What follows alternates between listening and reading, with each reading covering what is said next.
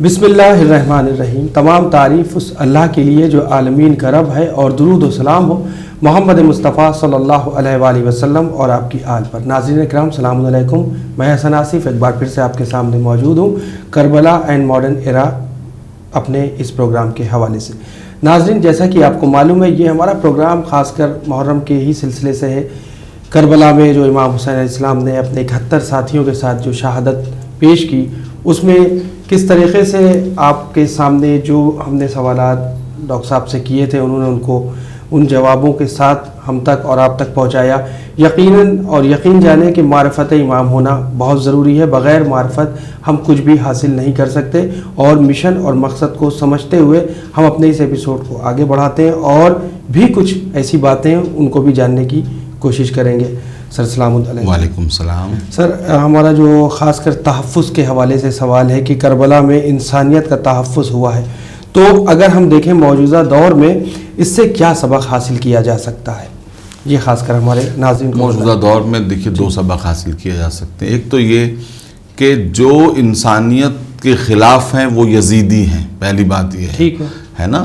اگر آج بھی کوئی ایسا مقام ہے کہ جہاں عورتوں اور بچوں کو بلا تفریق قتل کیا جا رہا ہے، تو یہ سمجھیے کہ بس تاریخ اور مقام کا فرق ہے، ورنہ یہ بھی ایک کربلا ہے، جیسے دنیا کے اور بھی بہت۔ بالکل آپ سمجھ رہے ہیں کہ جہاں کہیں پر امام حسین علیہ السلام نے پورے طور پر انسان، اور صرف انسانیت نہیں بلکہ شرافت کے تقاضوں کو دیکھیے، ایک ہے انسانیت کے تقاضے، انسانیت کے تقاضوں کے اوپر ہے شرافت کے تقاضے۔ مثلا انسانیت کا تقاضا کیا ہے کہ پیاسے کو پانی پلاؤ، یہ ہے انسانیت کا تقاضا، ٹھیک ہے؟ پیاسے کو پانی پلاؤ بھلے ہی تمہارا دشمن کیوں نہ ہو، کیونکہ دشمن ہے مگر انسان ہے، ٹھیک ہے؟ حضرت علی نے ابن ملجم کو دودھ پلایا کہ دشمن ہے مگر انسان ہے، یہ ہوا انسانیت کا تقاضا۔ انسانیت کے اوپر شرافت کا تقاضا، شرافت کا تقاضا کیا ہے؟ پانی پلایا مگر احسان کر کے احسان جتایا نہیں کہ کل ہم نے تمہیں پانی پلایا تھا، آج میں ہمارے بچوں کو پانی پلاؤ، واہ، ہے نا، آج ہمارے بچوں کو پانی پلاؤ۔ احسان کر کے احسان کو جتانا یہ شرافت کے اصولوں کے خلاف ہیں۔ تو امام حسین نے انسانیت ہی کا تحفظ نہیں کیا، امام حسین نے شرافت کے اصولوں کا تحفظ کیا۔ پھر اب ایک اور شرافت کے اصول کو میں آپ کو بتاتا ہوں کہ کربلا میں اصحاب حسین اور اس کے بعد اہل بیت حسین نے جگہ جگہ پیاس کا شکوہ کیا، لیکن کہیں بھوک کا شکوہ نہیں کیا۔ کیوں؟ کیونکہ پیاس جو ہے وہ کیا ہے؟ پانی مانگ لینا شرافت کے اصول کے خلاف نہیں ہے۔ آپ سڑک چلتے کسی سے کہتے ہیں بھیا ایک گلاس پانی پلا دو، بالکل صحیح بات، انسانیت ہے تو پوچھیں گے، لیکن بھوکا انسان کھانا کھلانے کے لیے کسی سے کہنے میں ننگ و عار محسوس کرتا ہے، بہت اچھی بات، محسوس کرتا ہے کہ نہیں کرتا ہے؟ آپ تصور کیجئے چھوٹے چھوٹے بچے جن کے ہونٹ سوکھے ہوئے تھے اور جن کے پیٹ خالی تھے، مگر وہ کہتے تھے العطش العطش۔ یہ العطش کہنا ان لوگوں کے شعور پہ تازیانی کی طرح تھا کہ دیکھو تم برداشت کر سکتے ہو کہ ایک چھوٹا سا بچہ پیاسا ہو جس پانی کی کوئی ویلیو نہیں ہے، جو پانی جو ہے موجود ہے، ہر انسان فری میں جو پیتا ہے۔ ہم تم سے کھانا نہیں مانگتے، کھانے میں تو مال انوالو ہے نا، لیکن یہ سوچو کہ ہم پیاسے ہیں، تمہارے شعور پہ تازیانہ یہ ہے کہ جب ہم پیاسے ہیں اس کا مطلب ہم بھوکے بھی ہیں، لیکن ہم بھوک کا شکوہ اپنی زبان سے نہیں کریں گے، ہے نا۔ تو کربلا میں ہر چیز کا، اور ہر درندگی بھی کربلا میں نظر آئی۔ کربلا میں درندگی کا کوئی مطلب اس کی حد نہیں ہے۔ ایک چھوٹے سے بچے کو تیر کا مارا جانا، پوری دنیا سمجھ گئی کہ دشمن صرف دشمن نہیں، جانور ہے، درندہ ہے، کیونکہ درندے کے دل میں رحم نہیں ہوتا، انسان ہے تو اس کے دل میں رحم ہے۔ پھر اس کے بعد انسانیت کس طرح سے پامال ہوئی کہ امام حسین علیہ السلام اور ان کے اصحاب کو شہادت کے بعد جو کچھ ان کے ساتھ کیا گیا، وہ انسانیت کو کے ماتھے پر پسینہ لانے کے لیے کافی ہے کہ گھوڑوں سے پامال کیا گیا، لاش کے پر سے لباس کو لوٹ لیا گیا، سر کو تن سے جدا کیا گیا، پھر اس کے بعد یہ کون سی عرب کی شرافت، سب کچھ پامال کیا گیا۔ صرف انسانیت نہیں پامال کی گئی، شرافت پامال کی گئی۔ اہل بیت رسالت کے گھروں میں آگ لگا دینا، ان گھروں میں دست درازی کرنا کہ جہاں پر کوئی شریف انسان ہم تو کہتے ہیں کہ ملک کے ہاتھ بھی تھر تھرا جائیں جہاں پہ ملک بھی بغیر اجازت کے نہ آ سکے، ان خیموں میں، ان خیام میں آگ لگائی گئی اور اس کے بعد ان بیبیوں کے سروں سے چادر چھینی گئی۔ یہ تمام چیزیں جو ہیں وہ دکھا دینے کے لیے کافی ہیں کہ دشمن حسین درندگی کے کس منزل پر تھا اور امام حسین شرافت اور انسانیت کی کس منزل معراج کے اوپر تھے۔ تو یہ تمام چیزیں کربلا کی آج بھی موجود ہیں۔ آج دنیا میں اگر کوئی وہ مظالم دہراتا ہوا نظر آئے، بے شک بے شک، اگر بچوں کو رزق سے محروم کرتا ہوا کوئی ملک، کوئی نیشن، کوئی قوم، کوئی قبیلہ نظر آئے تو یہ سمجھ لیجئے گا کہ وقت کا فرق ہے، اسپیس کا فرق ہے۔ یزیدیت آج بھی زندہ ہے اور حسینیت آج بھی زندہ ہے۔ حسینیت مظلومیت کی شکل میں زندہ ہے، یزیدیت ظالم کی شکل میں زندہ ہے نا۔ اور ہم سب کا امتحان ہر وقت ہے کہ ہم کدھر ہیں، کس طرف ہیں، ہم یزیدیت کی طرف ہیں کہ حسینیت کی طرف ہیں۔ اور یہ سلسلہ چلتا رہے گا، یہ سلسلہ قیامت تک چلے گا۔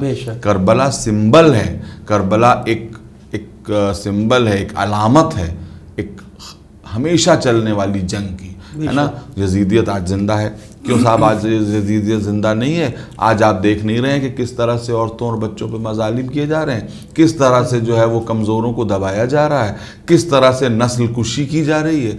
کیا یہ نسل کشی کرنا یہ اسی طرح کا نہیں ہے کہ جس طرح سے جناب زینب نے کہا تھا کہ تو پیغمبر کی نسل کو منقطع کر دینا چاہتا ہے؟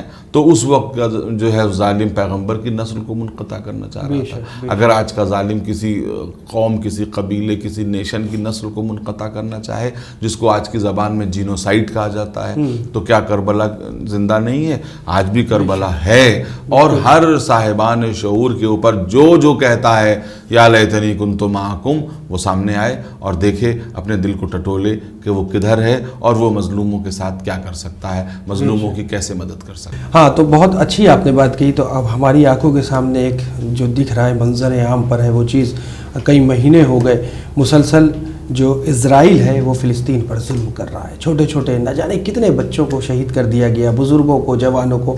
تو کیا اس کے بیچ میں بھی انسانیت سسکیاں نہیں توڑ رہی ہے، دم نہیں توڑ رہی ہے اور شیطان حاوی ہے؟ بالکل بالکل، پھر میں بار بار یہی کہہ رہا ہوں، کربلا زندہ ہے، کربلا زندہ ہے، کربلا نہیں مر سکتی۔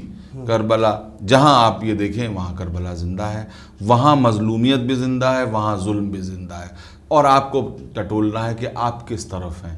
آپ دیکھیے کہ جیسے کل حکومت اپنے نشے میں، پاور کے نشے میں چور ہو کے جو کچھ کر رہی تھی، آج کی حکومتیں اپنے پاور کے نشے میں چور ہو کے کر رہی ہیں۔ کل پروپیگنڈا کیا جا رہا تھا، آج پروپیگنڈا کیا جا رہا ہے۔ کل جھوٹ بولا جا رہا تھا، ایک خارجی نے خروج کیا ہے، آج پروپیگنڈا کیا جا رہا ہے کہ کچھ لوگ ہیں جو آتنکوادی ہیں، کچھ لوگ ہیں جو اگروادی ہیں، کچھ لوگ ہیں جو ٹیررسٹ ہیں اور وہ یہ کر رہے ہیں، اور دنیا کو نظر نہیں آ رہا ہے، اور دنیا جان بوجھ کے اپنی آنکھوں پہ پٹی باندھے ہوئے اور ظالم کے ورڈکٹ کو قبول کر رہی ہے۔ جو ظالم کہہ رہا ہے اس کو قبول کر رہی ہے۔ مظلوم یہ کہہ رہا ہے کہ ہم وہ نہیں ہے جو ہم کو سمجھا جا رہا ہے، لیکن دنیا قبول کرنے کو تیار نہیں۔ دنیا وہ ورڈکٹ قبول کر رہی ہے جو ظالم دے رہا ہے دنیا کو۔ دیکھ رہے ہیں آپ، پورا پروپیگنڈا، پورا سب کچھ وہی ہے، وہی سب کچھ ہے۔ شام والے کیا سمجھتے تھے کہ حسین کیا ہیں، شام والے کیا سمجھتے تھے کہ علی کیا ہیں، شام والے کیا سمجھتے تھے کہ قافلہ جو لوٹا ہوا آ رہا ہے یہ کس کا قافلہ ہے۔ کتنے شامی تھے جو کہتے تھے کہ ہم سے یہ بتایا گیا کہ خارجی نے خروج کیا ہے، ہمیں کیا معلوم تھا کہ یہ اہل بیت محمد ہیں، ہے نا۔ آج دنیا میں دیکھیے کہ ایک ملک ہے جو پورا جھوٹ کا کاروبار کر رہا ہے اور بتا رہا ہے کہ یہ سب وہ لوگ ہیں جو اسرائیل کو ختم کر دینا چاہتے ہیں، یہ وہ لوگ ہیں کہ جو یہ کر دینا چاہتے ہیں۔ لیکن یہ کہ یہ دنیا ہے کہ دنیا یہ دیکھنا چاہتی ہے کہ کون سا سچ اس کو سوٹ کرتا ہے۔ بہت اچھی بات کہی آپ، کون سا سچ اس کو سوٹ کرتا ہے، تو اس کو مظلوم کا سچ سوٹ نہیں کرتا ہے، وہ ظالم کے ورڈکٹ کو قبول کر رہا ہے کیونکہ وہ دنیا کو وہ سوٹ کر رہا ہے۔ بہت اچھی بات ہے۔ ایسے ممالک بھی ہیں جو بظاہر کہتے ہیں کہ نہیں ہم تو جو ہے وہ خون ریزی کو پسند نہیں کرتے، لیکن وہ اس کو ہتھیار بھی دے رہے ہیں پس پردہ۔ تو آپ نے دیکھا یہ بالکل وہی باتیں ہیں کہ جیسے آپ دیکھتے ہیں کہ ابن زیاد اور یزید کے کردار میں تضاد دکھایا جاتا ہے کہ اگر میں ہوتا تو میں حسین کے ساتھ وہ نہ کرتا جو ابن مرجانہ نے کیا۔ اور کریں نا، اور پس پردہ کیا تھا، وہی سب چیزیں تھیں کہ نہیں ہرگز بھی حسین کو ہرگز مہلت نہ دینا۔ ارے ہر طرف کربلا موجود ہے. ہاں. 2 فیسز ہیں, انسانیت کے فیسز الگ, بے شک. جو ہے درندگی کے الگ الگ فیسز ہوتے ہیں. درندگی کا ایک فیس وہ کہتا ہے کہ ارے ہم تو ہمدردی کرنا چاہ رہے ہیں, لیکن کیا کریں. آج دیکھتے ہیں کچھ ملک کہتے ہیں, بڑے بڑے ممالک کہتے ہیں ارے بھائی ہم تو جنگ بند کرنا چاہتے ہیں, لیکن وہ مان ہی نہیں رہا ہے, ہم کیا کریں, ہے نا. اگر آپ اپنے دعوے میں سچے ہیں تو آپ اپنی مدد بند کر دیں, اپنی مدد بند کر دیں, لیکن مدد جاری رہے گی, ہمارے ہتھیاروں کی سپلائی جاری رہے گی, ہماری مدد جاری رہے گی. آپ غور کر رہے ہیں تاریخ کے ہر دھارے کو آپ جو ہے ماضی اور حال میں جوڑ کے دیکھ سکتے ہیں. میں ہمیشہ یہ بات کہتا ہوں کہ سماجی حقیقتیں مرتی نہیں ہیں, تب سماجی حقیقتیں چولا بدل لیتی ہیں.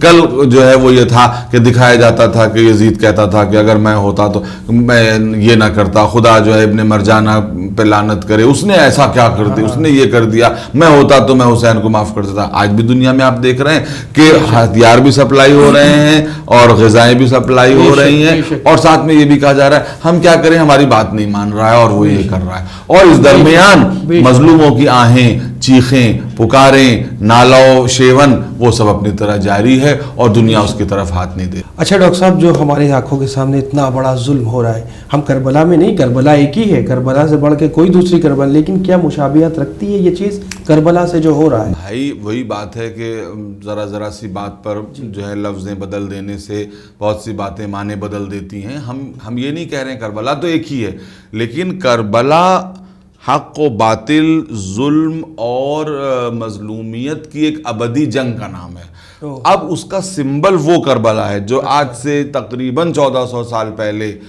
برپا ہوئی.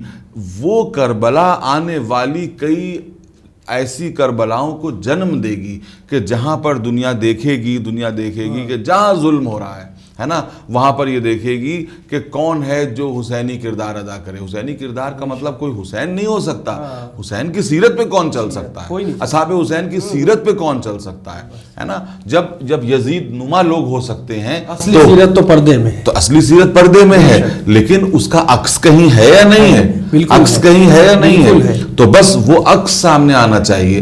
جب یزید نما لوگ موجود ہیں تو حسین کی سیرت پہ چلنے والے لوگ نہیں موجود ہونے چاہیے, اور ہیں بھی. ایسا نہیں ہے جو لوگ, بھئی ہم سے یہ کہا گیا ہے کہ تم اپنی قوت بھر, قوت بھر, اچھا یہیں پہ تم میدان جنگ میں نہیں آ سکتے تو اپنی زبان سے کہو, زبان سے نہیں کر سکتے دل میں تو نفرت رکھو. اچھا ڈاکٹر صاحب, اطاعت کی بات آتی ہے, اطاعت اور فرما برداری کی جب بات آئے تو اس میں جو رول ہے, اطاعت کا کیا رول ہے یا فرما برداری کا کیا رول ہونا چاہیے؟ کیونکہ ہمارے سامنے ہم مجالسوں میں بھی سنتے رہتے ہیں, کربلا میں ہم نے دیکھی اطاعت اور فرما برداری بھی دیکھی.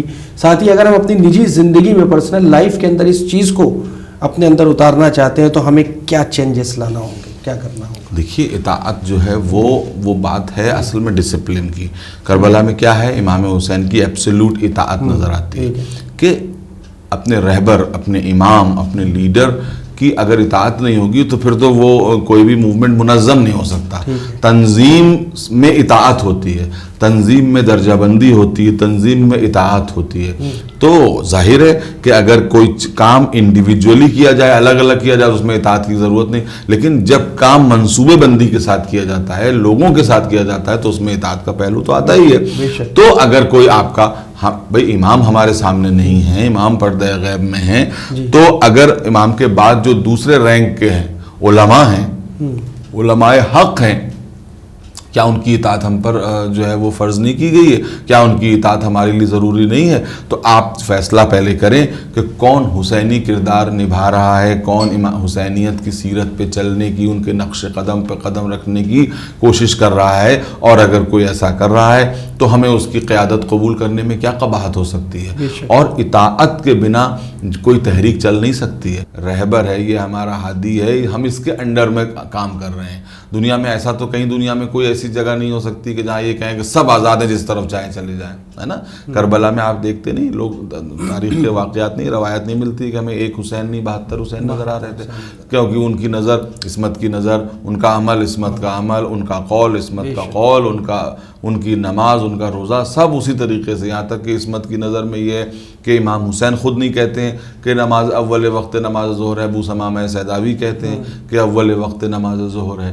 تو یہ کیا ہے؟ یہ وہ ہے ہے کہ یہ وہ بات ہے کہ ایسا صحابی ہم کو چاہیے کہ جس کی نظر جہاد کربلا پہ بھی ہو اور جس کی نظر آسمان پہ بھی ہو کہ کب وقت نماز آ گیا، کب وقت نماز آ گیا. اور امام حسین چاہتے تو اپنے منہ سے کہہ دیتے، لیکن کربلا میں اپنے ساتھی کے منہ سے کہلوا دیا تاکہ یہ دنیا کو بتا دیں کہ دیکھو معصوم اپنی منزل پر ہے، ہمارا ساتھی اس منزل پر ہے، کہ وہ اتنے ہنگامے میں بھی یاد خدا اور ذکر خدا کو بھولا نہیں. بے شک بہت اچھی آپ نے بات کی، اور جس طریقے سے جو آپ نے یہ بیان فرمایا کربلا کے بارے میں کہ حقیقت میں جو ظلم چل رہا ہے، ایپیسوڈ کی کا وائنڈ اپ کرتے کرتے یہ میں ہر محرم میں یہ شعر ضرور پڑھتا ہوں کہ ہر ابتدا سے پہلے ہر انتہا کے بعد ذات نبی بلند ہے ذات خدا کے بعد، دنیا میں احترام کے قابل ہے جتنے لوگ ہم سب کو مانتے ہیں مگر مصطفیٰ کے بعد، قتل حسین اصل میں مر گئے یزید ہے، اسلام زندہ ہوتا ہے ہر کربلا کے بعد. تو ناظرین آپ کو یہ ہمارا ایپیسوڈ کیسا لگا؟ آپ اپنا فیڈ بیک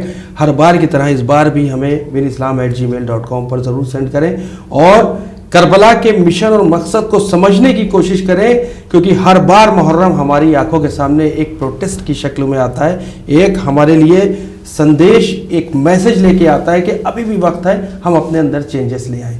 شکریہ، خدا حافظ.